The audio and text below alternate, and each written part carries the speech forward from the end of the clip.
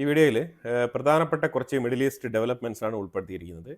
അതിൽ ഇന്നലെ Israel cuts, ഇസ്രായേലിൻ്റെ ഡിഫൻസ് മിനിസ്റ്റർ ഇന്നലെ പെൻറ്റഗണിൽ സന്ദർശനം നടത്തിയിട്ടുണ്ടായിരുന്നു. പീറ്റർ ഹെക്സത്തുമായിട്ടാണ് സംസാരിച്ചത്. അതുപോലെ തന്നെ സെൻകോമിലുള്ള കംപ്ലീറ്റ് ടീമുകളുമായിട്ടാണ് സംസാരിച്ചത്. ഇതിൽ പ്രധാനപ്പെട്ട വിഷയങ്ങളായിട്ട് ഡിസ്കഷനിൽ വന്നത് ഒന്ന്, സിറിയയിൽ നടക്കുന്ന ഡ്രൂസ് കമ്മ്യൂണിറ്റിക്കെതിരെ നടക്കുന്ന ആ രീതിയിലുള്ള ഒരു ജനോസൈഡ്. പ്രധാനമായിട്ട് ഒരു പോയിന്റ് സംസാരിച്ചത് സിറിയയിൽ നടക്കുന്ന ഡ്രൂസ് കമ്മ്യൂണിറ്റിക്കെതിരെ നടക്കുന്ന ആക്രമണങ്ങൾ, അതുപോലെ തന്നെ ആ തീവ്രവാദ പ്രവർത്തനങ്ങൾ, ഈ കൂട്ടമായിട്ട് വന്ന ഈ കാട്ടുമാക്കാൻ കൂട്ടങ്ങൾ, ഇത് ഇസ്രായേൽ തികച്ചും വിശ്വസിക്കുന്നുണ്ട്. ഡ്രൂസ് കമ്മ്യൂണിറ്റിക്കെതിരെ നടക്കുന്ന ആക്രമണങ്ങൾക്ക് സിറിയയിലെ ഭരണകർത്താക്കൾ തന്നെയാണ് കാരണമെന്ന് ഉറച്ചു വിശ്വസിക്കുന്നുണ്ട്. അപ്പോൾ അത് കൃത്യമായ തെളിവുകൾ സഹിതം ഒരു പ്രഖ്യാപനം, അതായത് സിറിയ സൂക്ഷിക്കണം, കാരണം നിങ്ങൾക്ക് എതിരെയുള്ള സാങ്ഷൻസ് ഞങ്ങൾ നീക്കിയിട്ട് ഒരാഴ്ച ആയതേ ഉള്ളൂ. ആ ഒരു സാങ്ഷൻ തിരിച്ച് ഒരു ഒപ്പിലൂടെ വീണ്ടും പുനഃസ്ഥാപിക്കാൻ വലിയ സമയതാമസമൊന്നും വരില്ല എന്ന് പറഞ്ഞുള്ള ഒരു പോസ്റ്റ്. ഇത് സിറിയയിലുള്ള അമേരിക്കൻ അംബാസഡർ ആയിട്ടുള്ള ടോം ബാരക്കിന്റെ പോസ്റ്റിലൂടെയാണ് അറിയിച്ചത്. ഇന്നലെ രാത്രി തന്നെ ഈ പോസ്റ്റ് വന്നായിരുന്നു. അതായത് സിറിയ നിങ്ങൾക്ക് ഒരു ഗുഡ് ഓപ്പർച്യൂണിറ്റിയാണ് തന്നിരിക്കുന്നത്, നിങ്ങളത് നല്ല രീതിയിൽ കൈകാര്യം ചെയ്തില്ല എന്നുണ്ടെങ്കിൽ വീണ്ടും സാങ്ഷൻസ് ഏർപ്പെടുത്തും, വീണ്ടും പഴയതുപോലെ തന്നെ കഞ്ഞിക്കില്ലാത്ത അവസ്ഥയായിട്ട് മാറും.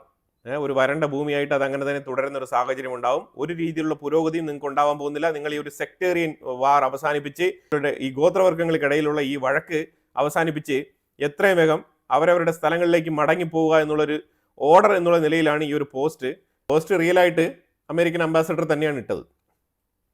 ഈ പോസ്റ്റ് വന്നപാടെ എന്ത് സംഭവിച്ചെന്നറിയത്തില്ല. സിറിയയുടെ ഉള്ളിൽ പല രീതിയിലുള്ള പ്രശ്നങ്ങൾക്ക് ഒരു അറുതി ഉണ്ടായി എന്ന് വേണമെങ്കിൽ നമുക്ക് പറയാം. ഒരു സൈഡിൽ ഈ ഒരു പോസ്റ്റ്, രണ്ടാമത്തെ സൈഡിൽ ഇസ്രായേൽ ഇന്നലെ ഡ്രൂസ് കമ്മ്യൂണിറ്റിയിൽപ്പെട്ട കുറച്ച് IDF ട്രൂപ്സിനെ ഈ സിറിയയ്ക്കുള്ളിൽ കടത്തിവിട്ടിട്ടുണ്ടായിരുന്നു. അവിടെ നല്ല രീതിയിലുള്ള കൺഫ്രണ്ടേഷൻ ഒരു ഏരിയയിൽ എത്തിയപ്പോഴത്തേക്കും ഇവർ അൽസുവൈദയിൽ കയറി, എൻട്രൻസിലൊക്കെ കയറി കിട്ടുന്നവരെയൊക്കെ ഈ തീവ്രവാദികൾ കൊന്നൊടുക്കിയിട്ട് അങ്ങ് മുന്നോട്ട് പോകുന്ന ഒരു സാഹചര്യമാണ് ഉണ്ടായത്. ആ രീതിയിൽ കൊല്ലപ്പെട്ടവരുടെ എണ്ണം ഇന്ന് വരെ 900 പേരായിട്ടുണ്ട്. മൊത്തം 900 പേര് ഈ ഒരു കലാപത്തിൽ കൊല്ലപ്പെട്ടിട്ടുണ്ട്. അതിനടുത്ത് ഇവർ മുന്നോട്ട് നീങ്ങുന്ന സമയത്താണ് അവിടുന്ന് ശരിക്കും ഡ്രൂസ് കമ്മ്യൂണിറ്റിയിൽ നിന്നും റിട്ടാലിയേഷൻ നേരിടേണ്ടി വന്നത്. ആ റിട്ടാലിയേഷനിൽ കുറച്ച് ഇസ്ലാമിസ്റ്റ് തീവ്രവാദികൾ കൊല്ലപ്പെട്ടു എന്നുള്ള വാർത്തയും കൂടി വരുന്നുണ്ട്. അതുപോലെ തന്നെ ഈ മീശയും താടിയൊക്കെ പഠിച്ച ബാർബർ ഷോപ്പ് നടത്തിയ 2-3 പേരെയൊക്കെ പിടിച്ചു വെച്ചിട്ടുണ്ട്. അവർ 2 ചെവിക്കലിട്ടൊക്കെ 2 കൊടുത്ത് അവിടെ ഇരുത്തി വെച്ചിട്ടുണ്ട്. അപ്പോൾ എന്നിട്ടിപ്പോൾ എല്ലായിടവും ബോർഡർ കഴിഞ്ഞ് സുവൈദ, ദാര, കൊനെഡ്ര ഇവിടെയൊക്കെ ഈ ബോർഡറൊക്കെ കഴിഞ്ഞ് മാറി നിൽക്കുകയാണ്. അവന്മാർ തിരിച്ചൊന്നും പോയിട്ടില്ല, മാറി ഇവിടെ നിൽക്കുകയാണ്. ആരുടെയോ ഇൻസ്ട്രക്ഷൻസിന് വേണ്ടിയിട്ട് ഇവർ വെയിറ്റ് ചെയ്യുന്നു പറയുന്നത് വേറെ ആരുടെ ഇൻസ്ട്രക്ഷൻ അല്ല, ജൊലാനിയുടെ ഇൻസ്ട്രക്ഷൻ തന്നെയാണ്. കാരണം സിറിയ ഭരിക്കുന്ന ഗവൺമെന്റിനെതിരെ ഒരു ത്രെട്ട്, സാങ്ഷൻ കൊണ്ടുവരും എന്ന് പറഞ്ഞപ്പോഴത്തേക്കും ഇവന്മാർ തോക്കും കാര്യങ്ങളൊക്കെ പത്തി താഴ്ത്തി വെച്ചിട്ട് തിരിച്ചു പോകുന്ന ഒരു സാഹചര്യമാണ് ഇപ്പോൾ ഉണ്ടാകുന്നത്. അപ്പോൾ ഇതിന്റെ പിന്നിൽ ആരാണ്? ഒരു സെൻട്രൽ കമാൻഡ് ഉണ്ട് ഇവർക്ക് പുറകിൽ. ആ സെൻട്രൽ കമാൻഡ് വേറെ ആരുമല്ല, ജൊലാനി തന്നെയാണ് അതിന്റെ കമാൻഡിങ് പവർ. അതായത് ജൊലാനി ഉണ്ടാക്കിയ തന്ത്രമാണിത്. അതായത് HTSന്റെ സിറിയൻ ഗവൺമെന്റ് ഫോഴ്സ് എന്ന് പറയുന്നുണ്ട്. അതാരാണ് HTSന്റെ ഈ സിറിയൻ ഗവൺമെന്റ് ഫോഴ്സ്? തീവ്രവാദികളാണ്, ISIS. ഈ വന്നു കയറിയ കാറിലും ജീപ്പിലും ബസ്സിലും ടൂറിസ്റ്റ് വണ്ടികളിലും വലിയ വലിയ ട്രെയിലർ ട്രക്കുകളിലൊക്കെ വന്നത് ആരാണ്? അവരും IS തന്നെയാണ്, വേറെ ആരാണ്? ഇവർ രണ്ടും എല്ലാം, ഇവർ പ്രത്യക്ഷത്തിൽ എല്ലാം ഒന്ന് തന്നെയാണ്. പക്ഷെ എന്നിട്ട് ഇവർ പറയുന്നത് എന്തോ ഇത് സിറിയയുടെ ഗവൺമെന്റ് ട്രൂപ്പ്, മറ്റേത് തീവ്രവാദ ട്രൂപ്പ്, മറ്റേത് ഇന്ന ട്രൂപ്പ് എന്നൊക്കെ പറയുന്നുണ്ട്. ആ വ്യത്യാസമൊക്കെ അവർക്ക് മാത്രമേ മനസ്സിലാവുള്ളൂ, മറ്റുള്ളവർക്ക് അത് മനസ്സിലാവില്ല. മറ്റുള്ളവർക്ക് മനസ്സിലാക്കാൻ പറ്റിയത് ഇവരെല്ലാവരും തന്നെ ഒരുമിച്ച് വന്നത് ഡ്രൂസുകൾക്കെതിരെയാണെന്നുള്ളത് മാത്രമാണ് മറ്റുള്ളവർക്ക് കോമൺ ആയിട്ട് കണ്ടാൽ മനസ്സിലാകുന്നത്. അപ്പോൾ അവിടെ ഇന്ന് മെഡിക്കൽ എയ്ഡ് ഇസ്രായേൽ കൊടുത്തയച്ചിട്ടുണ്ട് സിറിയയ്ക്കുള്ളിലുള്ള ഡ്രൂസ് കമ്മ്യൂണിറ്റിക്ക്. മെഡിക്കൽ എയ്ഡ്, കുറച്ച് ഫുഡ് എയ്ഡ് ഒക്കെ അവിടെ കൊടുത്തയച്ചിട്ടുണ്ട്.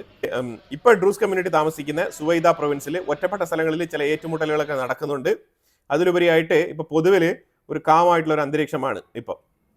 അപ്പോൾ എന്തായാലും പറഞ്ഞിട്ട് കാര്യമില്ലല്ലോ, 900-1000 പേരൊക്കെ കൊല്ലപ്പെട്ടിട്ടുണ്ട്. ഞാൻ രസകരമായിട്ടുള്ള ഒരു വീഡിയോ ഇവിടെ ഷെയർ ചെയ്യാം.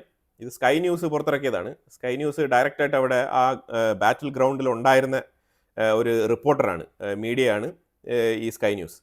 അവർ റിപ്പോർട്ട് ചെയ്തത് ഈ കോഴി, താറാവ്, അതുപോലെ തന്നെ വാഹനങ്ങൾ, അഗ്രികൾച്ചറിന് വേണ്ടിയിട്ട് ഉപയോഗിക്കുന്ന ട്രാക്ടറുകൾ, അതുപോലെ നിരവധി ഉപകരണങ്ങൾ, ഇതേപോലത്തെ വിലപിടിപ്പുള്ള സാധനങ്ങളെല്ലാം തന്നെ ഇവന്മാർ മോട്ടിച്ചുകൊണ്ട് പോയി. ആ മോട്ടിച്ചുകൊണ്ട് പോകുന്നതിൻ്റെ രംഗമാണ് നിങ്ങൾ കാണുന്നത്. കണ്ടു കഴിഞ്ഞാൽ തോന്നും എന്തോ കലാപം നടക്കുകയാണെന്ന്. കലാപം എന്നല്ല നടക്കുന്നത്, മോഷണമാണ് നടക്കുന്നത്. തികഞ്ഞ കള്ളന്മാർ. കള്ളത്തരം എന്ന് പറഞ്ഞാൽ യുവമാരെ പോലെ മോഷ്ടിക്കാൻ ലോകത്ത് വേറെ ആരുണ്ടാവില്ല. ആ രീതിയിൽ മോഷ്ടിച്ചുകൊണ്ട് പോവാണ്. മറ്റുള്ളവന്റെ മുതൽ എങ്ങനെ വേണേലും മോഷ്ടിച്ചുകൊണ്ട് പോകാം. ഈ മോഷ്ടിക്കാൻ വേണ്ടി തന്നെയാണ് ഇവന്മാർ വന്നതെന്ന് തോന്നുന്നു. അപ്പോൾ ഇതിൽ ഇസ്രായേലിന്റെ ഭാഗത്ത് നിന്ന് കൊടുത്തിരിക്കുന്ന ഒരു എക്സ്പ്ലനേഷൻ എന്ന് പറഞ്ഞാൽ, ഇസ്രായേൽ ഒരു എയർ സ്ട്രൈക്ക് നടത്തി ഈ യുദ്ധം ഒരു രീതിയിൽ അടങ്ങിക്കോട്ടെ എന്ന് വിചാരിച്ചിട്ടാണ് സിറിയൻ ട്രൂപ്പുകൾക്ക് മേളിൽ, അതായത് സിറിയൻ ഗവൺമെന്റിന്റെ സെക്യൂരിറ്റി ട്രൂപ്പുകൾ കോൺവോയ് ആയിട്ട് വന്ന ആ കോൺവോയുടെ മേളിൽ ആക്രമണം നടത്തി തുടരെ ഡമാസ്കസ് സിറ്റി വരെ ചെന്ന് ഡമാസ്കസിൽ മാത്രം 40 എയർ സ്ട്രൈക്ക് നടത്തിയായിരുന്നു. ടോട്ടലി 140 എയർ സ്ട്രൈക്ക് നടത്തിയിട്ടുണ്ടായിരുന്നു സിറിയയ്ക്കുള്ളിൽ അന്ന് ഒറ്റ ദിവസം കൊണ്ട്.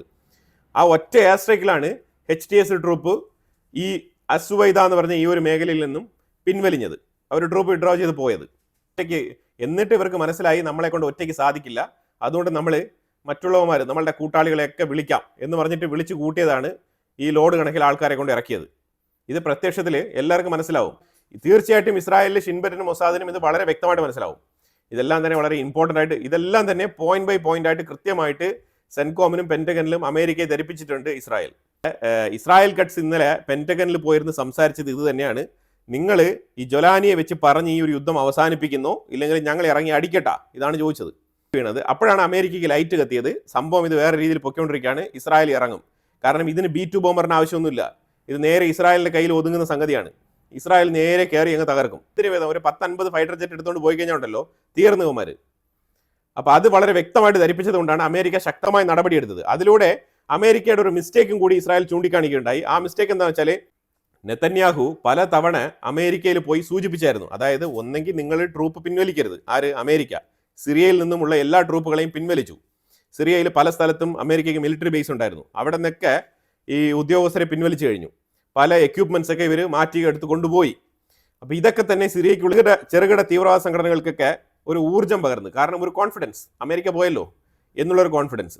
രണ്ടാമത് നെതന്യാഹു പലതവണ പറഞ്ഞതാണ്, അറ്റ്ലീസ്റ്റ് റഷ്യയുടെ ട്രൂപ്പെങ്കിലും അവിടെ വെച്ചോ, റഷ്യയുടെ ബേസ് എങ്കിലും അവിടെ നിലനിർത്തണം. ഒന്നെങ്കിൽ അമേരിക്ക പിൻവലിയുന്നു എന്നുണ്ടെങ്കിൽ റഷ്യയുടെ ബേസിനെ കൊണ്ടുവരാം എന്ന് വരെ അഡ്വൈസ് പറഞ്ഞു കൊടുത്തതാണ് നെതന്യാഹു. എന്നിട്ട് മൾട്ടിപ്പിൾ ടൈം റഷ്യ വിസിറ്റ് ചെയ്ത് പുടിനുമായിട്ട് മീറ്റ് ചെയ്ത് സംസാരിച്ച് കാര്യങ്ങളൊക്കെ തീരുമാനമാക്കിയതാണ്. എന്നിട്ടാണ് ഈ ട്രംപ് അഡ്മിനിസ്ട്രേഷൻ ഇതിന് സമ്മതിക്കാത്തത്.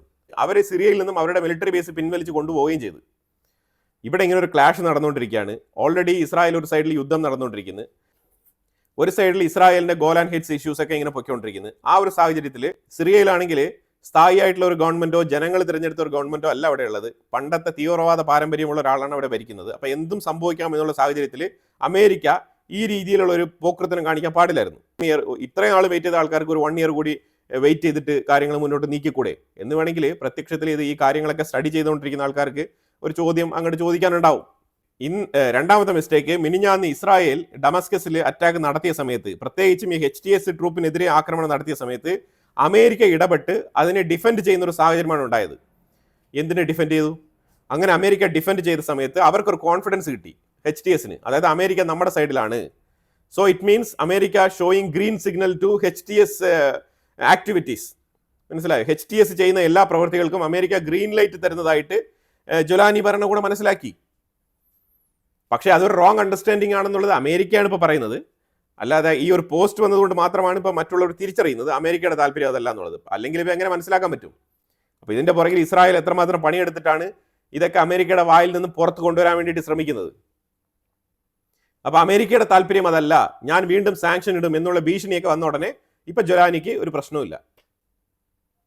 ഇയാൾ വിചാരിച്ചത് അമേരിക്ക ആയുധങ്ങളൊക്കെ തന്നല്ലോ, 300 ടാങ്കും തുർക്കിയുടെ സപ്പോർട്ടും കാര്യങ്ങളൊക്കെ ഉണ്ട്, അപ്പൊ എന്തായാലും നമുക്ക് ഗ്രീൻ ലൈറ്റ് ആണ്, നമ്മൾ നമ്മുടെ കാര്യം മുന്നോട്ട് നീക്കാം, നമ്മളുടെ സോവറൈൻ സ്റ്റേറ്റ് അല്ലേ, ഡ്രൂസ് നമ്മുടെ രാജ്യത്തിനുള്ളിലല്ലേ താമസിക്കുന്നത്, അങ്ങ് പോയി അങ്ങ് അടിച്ച് തകർത്തേക്കാന്ന് പറഞ്ഞിട്ടാണ് വന്നത്. അപ്പൊ അങ്ങനെ ഇപ്പൊ ആശാന് പണി പാളിയിരിക്കുകയാണ്. ഇപ്പം 1000 കാഷ്വാലിറ്റി ഉണ്ടാക്കാൻ പറ്റി, വലിയ രീതിയിൽ വീഡിയോയും മൂവീസ് ഒക്കെ റിലീസ് ചെയ്യാൻ പറ്റി, വളരെ നല്ല കാര്യമാണ്. ഇനിയിപ്പോൾ അതുപോലെ തിരിച്ചു പോകണം, അതാണ് ഇപ്പോൾ സംഭവിച്ചുകൊണ്ടിരിക്കുന്നത്. ഇനിയിപ്പോൾ ഡ്രൂസുകളുടെ സ്ഥലത്തേക്ക് അകത്തോട്ട് കയറാൻ പറ്റില്ല. ഇനി 1-2 ചെറിയ, ഇനിയിപ്പോൾ ഒറ്റപ്പെട്ട സ്ഥലങ്ങളിൽ 1-2 ആക്രമണങ്ങൾ നടക്കുന്നുണ്ട്. അവന്മാരെയും ഈ ഡ്രൂസ് കമ്മ്യൂണിറ്റി റിറ്റാലിയേഷൻ ചെയ്യുന്നത് കൊണ്ട് തന്നെ അവിടെയും കാഷ്വാലിറ്റീസ് അങ്ങോട്ടും ഇങ്ങോട്ടും ഉണ്ടാവാനുള്ള സാധ്യതയാണ് ഉള്ളത്. അല്ലാതെ ഈ പണ്ടത്തെ പോലെ വലിയ ശക്തിയായിട്ട് കുറേ ആൾക്കാരെ കൂട്ടം ചേർന്നുകൊണ്ട് പോയിട്ട് ഇങ്ങനെ മീശയെടുക്കാനും താടിയെടുക്കാനും പറ്റൂല. അതാണ് ഇപ്പോൾ മനസ്സിലാക്കാൻ പറ്റുന്നത്. ഇസ്രായേൽ ഗാസയ്ക്കുള്ളിൽ വാണിംഗ് കൊടുത്തിട്ടുണ്ട്. ദേർ അൽ ബല, ഈ ദേർ അൽ ബല എന്ന് പറഞ്ഞ സ്ഥലത്ത് ആദ്യമായിട്ടാണ് വാണിംഗ് കൊടുക്കുന്നത് കേട്ടോ. ഇവിടെ കുറേ എണ്ണം ഇന്ന് ഇരവാദം മുഴക്കാനുള്ള സാധ്യത വളരെ കൂടുതലാണ്. കാരണം ഈ ദേർ അൽ ബല എന്ന് പറഞ്ഞ സ്ഥലം ഇതുവരെ ആക്രമണം നടത്തിയിട്ടില്ല. അപ്പൊ അതുകൊണ്ട് ആ സ്ഥലത്ത് ആക്രമണം നടത്തൂല എന്ന് പറഞ്ഞുള്ള കോൺഫിഡൻസിൽ കുറെ ആൾക്കാർ അവിടെ താമസിക്കുന്നുണ്ട്. അതിൽ നല്ലൊരു വിഭാഗം ഹമാസിന്റെ തീവ്രവാദികളും കൂടിയാണ്. അപ്പൊ അതുകൊണ്ട് ഇന്ന് നല്ല കാഷ്വാലിറ്റി ഉണ്ടാവാനുള്ള സാധ്യതയുണ്ട്. ഇരവാദവും അതിനൊപ്പം തന്നെ ഉയരാനുള്ള സാധ്യതയും വളരെ കൂടുതലാണ്. പക്ഷെ എന്നാലും ഇസ്രായേൽ ആ സ്ഥലം അറ്റാക്ക് ചെയ്യുമെന്ന് തന്നെയാണ് പറഞ്ഞിരിക്കുന്നത്. വാണിംഗ് ഓൾറെഡി കൊടുത്തു കഴിഞ്ഞു. ഇവാക്യുവേഷൻ നോട്ടീസ് ഇഷ്യൂ ചെയ്ത് കഴിഞ്ഞു. ഇതാണ് ഞാൻ കാണിക്കുന്ന ലൊക്കേഷനാണ്. ഇത് IDF തന്നെ കൃത്യമായിട്ട് ഈ ഒരു മാപ്പ് വരച്ച് പബ്ലിഷ് ചെയ്തിട്ടുണ്ട്. ആരോ മാർക്കും കാണിച്ചിട്ടുണ്ട് എവിടെയാണ് അറ്റാക്ക് ചെയ്യാൻ പോകുന്നത്. അതുപോലെ ഇന്നലെ രാത്രി 2 മണിയോടടുപ്പിച്ച് പുലർച്ചെ ഇന്ന് നേരം വെളുക്കുമ്പോഴത്തേക്കും 2 മണിയോടടുപ്പിച്ച് നോർത്തേൺ ഗാസ ഭാഗത്ത് ഒരു ആക്രമണം, അത് മാസീവായിട്ടുള്ള ഒരു അറ്റാക്ക് തന്നെയാണ് ഇസ്രായേൽ നടത്തിയത്, എയർ സ്ട്രൈക്ക്.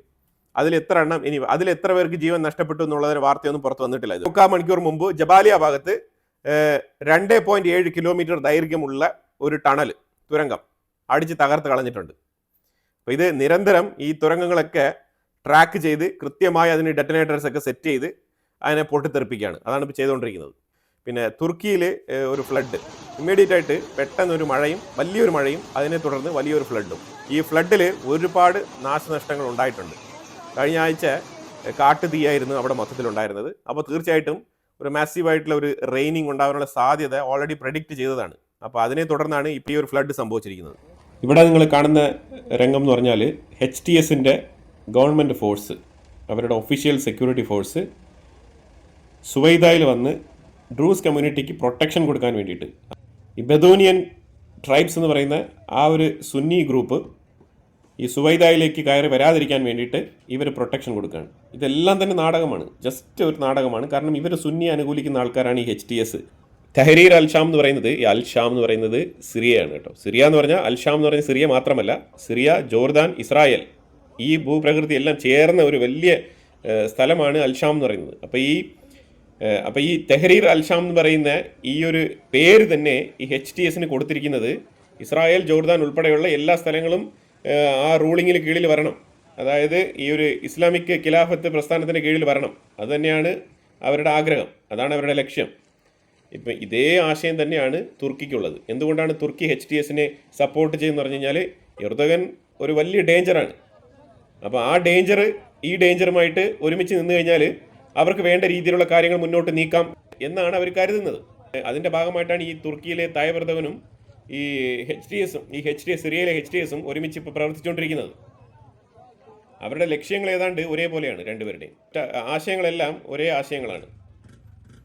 അപ്പോൾ എങ്ങനെയാണ് ഈ ബദൂനിയൻ എന്ന് പറഞ്ഞ ഈ സുന്നി വിഭാഗത്തിനെ എതിർത്തുകൊണ്ട് HTSന് അവിടെ അവരുടെ തോക്കിൽ നിന്നും ഒരു വെടിവെക്കാൻ കഴിയുന്നത്? ഒരിക്കലും കഴിയില്ല. പിന്നെ ഇതൊക്കെ ഒരു നാടകം. അമേരിക്കയുടെ സൈഡിൽ നിന്ന് പൈസയും സഹകരണങ്ങളും കാര്യങ്ങളൊക്കെ കിട്ടേണ്ടതുണ്ട്. അപ്പോൾ അതുകൊണ്ട് ഇപ്പം നിലവിൽ ഇസ്രായേലിനെ എതിർത്ത് മത്സരിക്കാനൊന്നും വയ്യ. ചിലപ്പം ഇസ്രായേലിന് ദേഷ്യം വന്നു കഴിഞ്ഞാൽ അവർ എയർ സ്ട്രൈക്ക് നടത്തും. അതെല്ലാം തന്നെ വലിയ ബുദ്ധിമുട്ടുണ്ടാക്കുന്ന കാര്യങ്ങളാണ്. അപ്പോൾ അതുകൊണ്ട് ഒരു അടവ് നയം ഇങ്ങനെ വെച്ച് പുലർത്തുന്നു. അപ്പോൾ ഇതുമായിട്ട് ബന്ധപ്പെട്ട അഭിപ്രായങ്ങൾ കമൻറ്റ് ബോക്സിൽ രേഖപ്പെടുത്തുക. കൂടുതൽ വിഷയങ്ങളുമായിട്ട് അടുത്ത വീഡിയോയിൽ വരാം. Thank you so much.